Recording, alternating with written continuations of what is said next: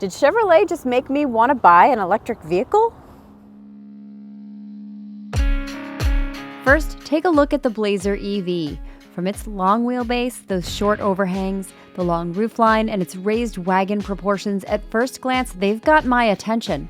And with every detail I discovered about this car, it only got more interesting to me, including what I'd call my it factor. That comes later. But for now, here's one of the most intriguing things that the Blazer EV offers buyers. You can get it as rear-wheel drive, front-wheel drive, all-wheel drive. A Legacy SS performance model is coming. There are different range options for different drivers' needs. This has so much flexibility and so many options when you're ordering it, depending on what kind of driving you do. Put it side by side with the ICE Blazer, and you can see it's longer, lower, and sportier. While it does share some parts, it's only 7%, and that is all hardware. I think this looks so much better stretched out a bit. The interior and exterior styling are different depending on what trim you get. Chevy leans big into black and red. That's traditional. That's not my personal favorite color palette, however, and I wish there was at least one light interior option. If you're interested in instant torque and a spirited driving experience, then you are in luck. The second you hit that throttle, you are going to get instant acceleration because, well, instant torque. It's fun.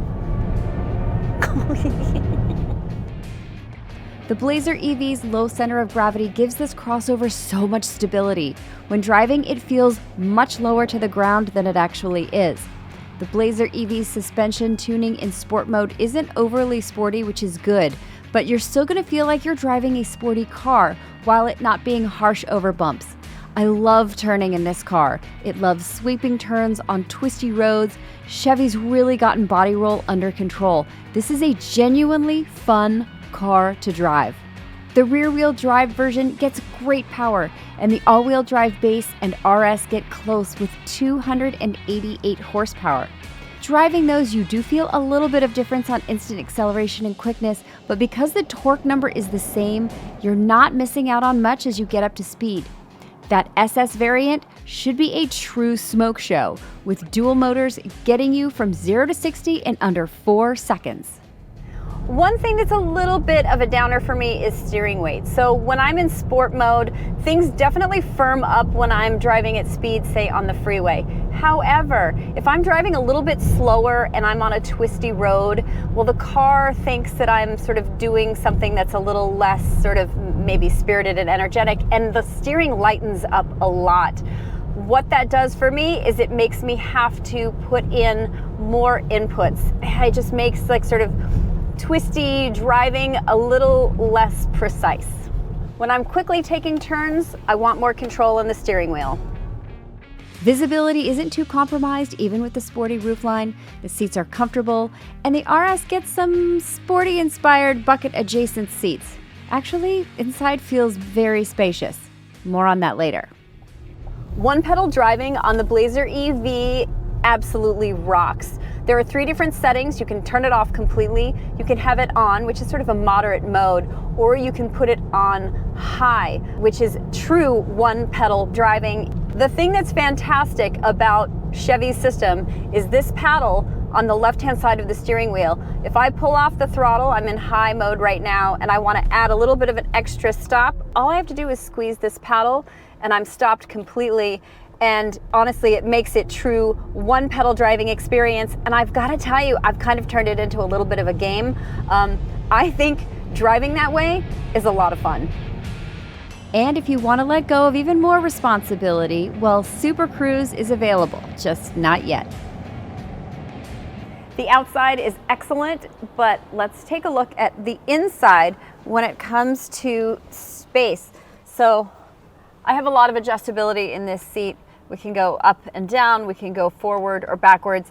I have tons of headroom in my ideal seating position, and you get a tilting and telescoping steering wheel, which is always nice to make you feel like you're in just the perfect driving position. Behind me in the second row, of course, you know there's going to be a lot of space back here just because I'm only 5'4" But you can imagine what a larger driver would experience when it comes to legroom, if you actually have long legs, which I don't. But look at that, that's a ton of space. Headroom, maybe a little bit less, but you know what? It's still very comfortable.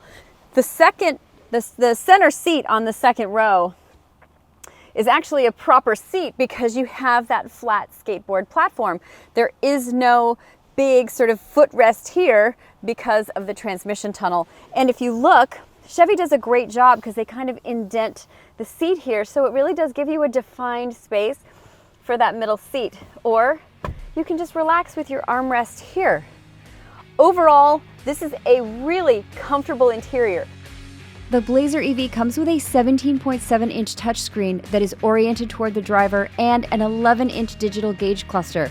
Graphics are sharp on both. The processor is quick.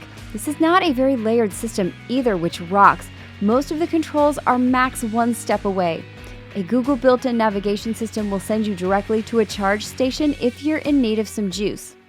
Ambient lighting comes standard on the RS trim and above, and you also get a power opening charge port door and a presence-based automatic liftgate.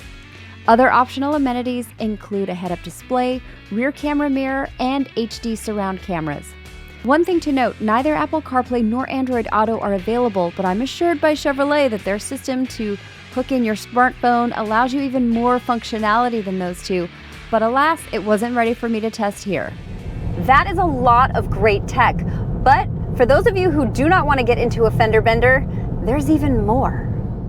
Safety features include Chevrolet's latest driver's assistance technology, including reverse automatic braking and advanced parking assist, as well as automatic emergency braking, forward collision alert, front pedestrian braking, lane keep assist. You get the idea.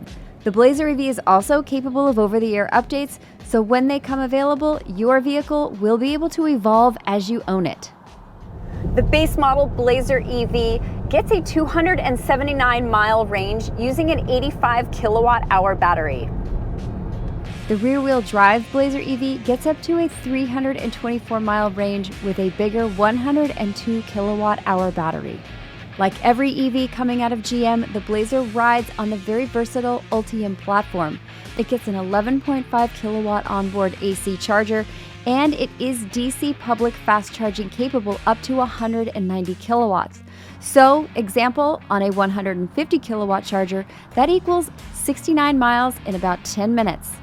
Provided the charger's working, of course. What's the it factor in the Blazer EV for me? Accessibility to functions I use all the time. Button here for one pedal driving. Button here for lane keeping assist on and off.